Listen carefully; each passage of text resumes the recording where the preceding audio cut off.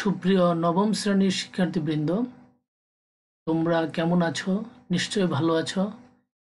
আমিও আল্লাহর রহমতে তোমাদের দোয়ায় ভালো আছি। আজকে তোমাদের বাংলাদেশ ও বিশ্ব পরিচয় বিষয়ের অনলাইন ক্লাসে তোমাদের স্বাগতম।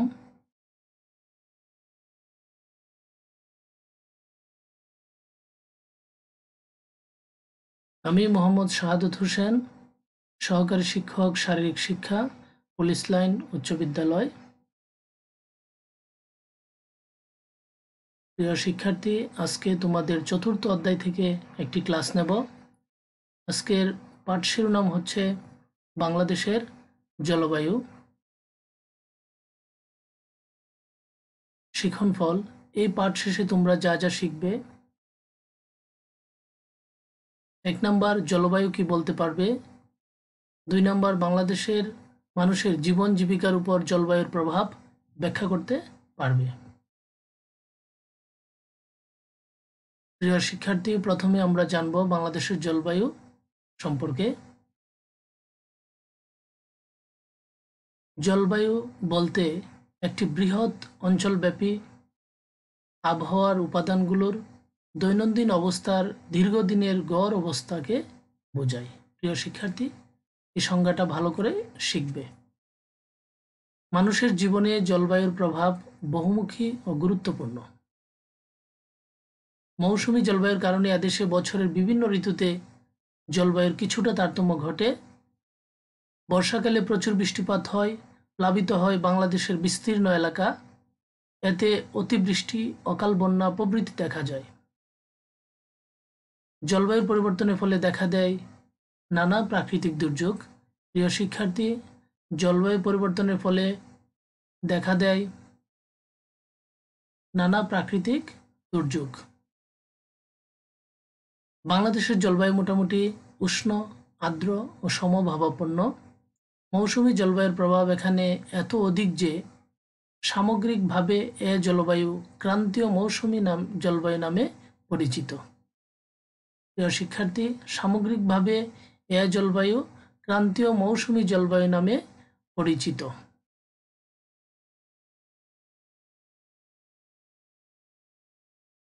দক্ষিণ এশিয়ার সামগ্রিক জলবায়ুর সাথে সামঞ্জস্যপূর্ণভাবে বাংলাদেশে বছরে ভিন্ন বৈশিষ্ট্যের 6টি ঋতু দেখা যায়, যেমন গ্রীষ্ম, বর্ষা, শরৎ, হেমন্ত, শীত, বসন্ত। ঋতুভেদে জলবায়ুর কিছুটা তারতম্য হয়, কিন্তু কখনো এটি অন্যান্য শীতপ্রধান বা গ্রীষ্মপ্রধান দেশের মতো চরমভাবাপন্ন হয় না।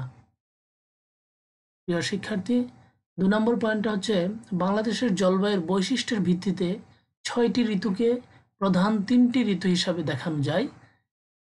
6টা ঋতুরে প্রধানত 3টা ঋতু হিসাবে দেখানো যায়। প্রথমটা হচ্ছে শীতকাল। প্রতি বছর নভেম্বর থেকে ফেব্রুয়ারি মাস পর্যন্ত বাংলাদেশে শীতকাল। এ সময় সূর্য দক্ষিণ গোলার্ধে থাকায় বাংলাদেশে এর রশ্মি তির্যকভাবে পড়ে এবং উত্তাপের পরিমাণ যথেষ্ট কমে যায়। শীতকালীন সর্বোচ্চ ও সর্বনিম্ন তাপমাত্রার পরিমাণ যথাক্রমে 29 ডিগ্রি সেলসিয়াস ও 11 ডিগ্রি সেলসিয়াস। জানুয়ারি মাস বাংলাদেশের শীতলতম মাস। প্রিয় শিক্ষার্থী, মনে রাখবে জানুয়ারি মাসটা হচ্ছে শীতলতম মাস বাংলাদেশের। এ মাসের গড় তাপমাত্রা 17.7 ডিগ্রি সেলসিয়াস। এ সময়ে দক্ষিণ সমুদ্র উপকূল থেকে উত্তর দিকে তাপমাত্রা ক্রমশ কম হয়ে থাকে। এ মাসে বা এ সময়ে দক্ষিণের সমুদ্র উপকূল থেকে উত্তর দিকে তাপমাত্রা ক্রমশ কম হয়ে থাকে। প্রিয় শিক্ষার্থী, এরপর পর্ব আমরা গ্রীষ্মকাল। মার্চ থেকে মে মাস পর্যন্ত বাংলাদেশে গ্রীষ্মকাল। এটি দেশের উষ্ণতম ঋতু। এ ঋতুতে সর্বোচ্চ তাপমাত্রা 38 ডিগ্রি সেলসিয়াস এবং সর্বনিম্ন তাপমাত্রা 21 ডিগ্রি সেলসিয়াস পর্যন্ত হয়ে থাকে। গড় হিসেবে উষ্ণতম মাস এপ্রিল। প্রিয় শিক্ষার্থী, গড় হিসেবে উষ্ণতম মাস হচ্ছে এপ্রিল, এটা মনে রাখবে। এ সময় সামুদ্রিক বায়ুর প্রভাবে দেশের দক্ষিণ থেকে উত্তর দিকে তাপমাত্রা ক্রমান্বয়ে বেশি থাকে। এপ্রিল মাসের গড় তাপমাত্রা কক্সবাজারে 27.64 ডিগ্রি সেলসিয়াস, নারায়ণগঞ্জে 28.66 ডিগ্রি সেলসিয়াস এবং রাজশাহীতে প্রায় 30 ডিগ্রি সেলসিয়াস থাকে।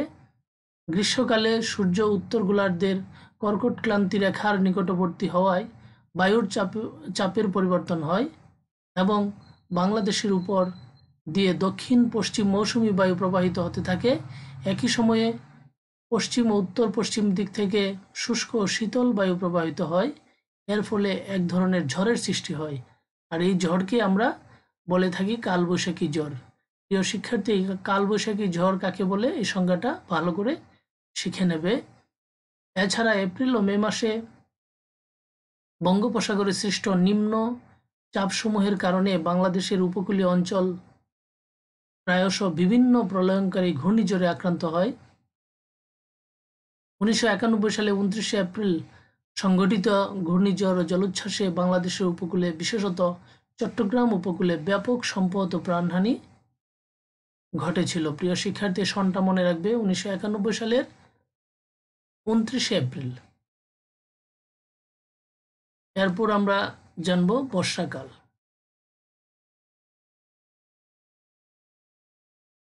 বাংলাদেশের জুন থেকে অক্টোবর মাস পর্যন্ত বর্ষাকাল। জুন মাসের শেষ দিকে মৌসুমী বায়ুর আগমনের সাথে সাথে বাংলাদেশের বর্ষাকাল শুরু হয়। প্রিয় শিক্ষার্থী, বর্ষাকালটা কখন শুরু হয়?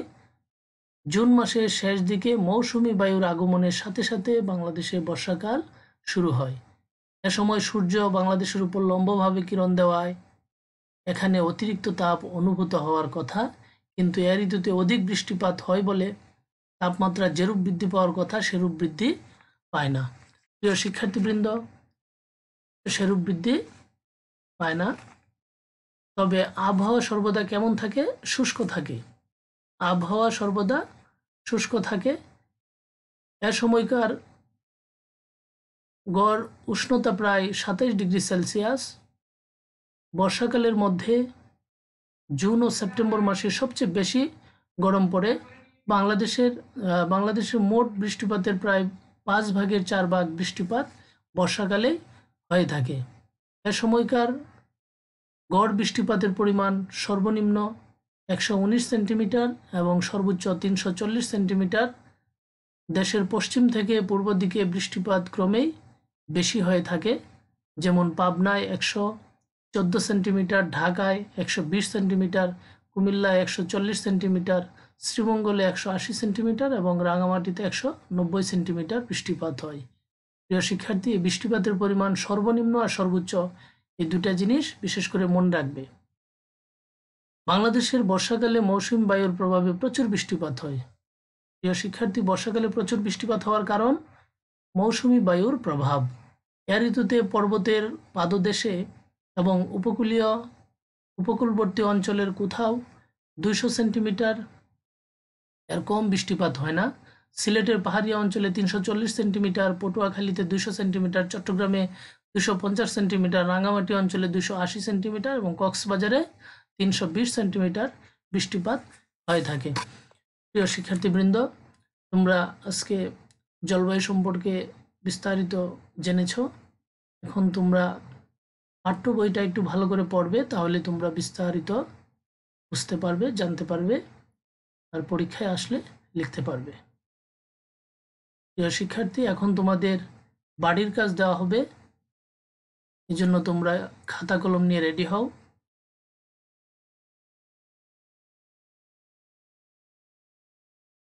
বাড়ির কাজ। প্রথম প্রশ্ন, জলবায়ু কি? দ্বিতীয় প্রশ্ন, বাংলাদেশের মানুষের জীবন জীবিকার উপর জলবায়ুর প্রভাব ব্যাখ্যা করো। প্রিয় শিক্ষার্থী, প্রশ্নটি খুবই সহজ। প্রথম প্রশ্ন, জলবায়ু কি? দ্বিতীয় প্রশ্ন, বাংলাদেশের মানুষের জীবন জীবিকার উপর জলবায়ুর প্রভাব ব্যাখ্যা করো। সুপ্রিয় শিক্ষার্থীবৃন্দ, আজকের মতো অনলাইন ক্লাস থেকে বিদায় নিচ্ছি। তোমরা সকলে ভালো থাকো, সুস্থ থাকো, নিরাপদে থাকো। খুদা হাফেজ।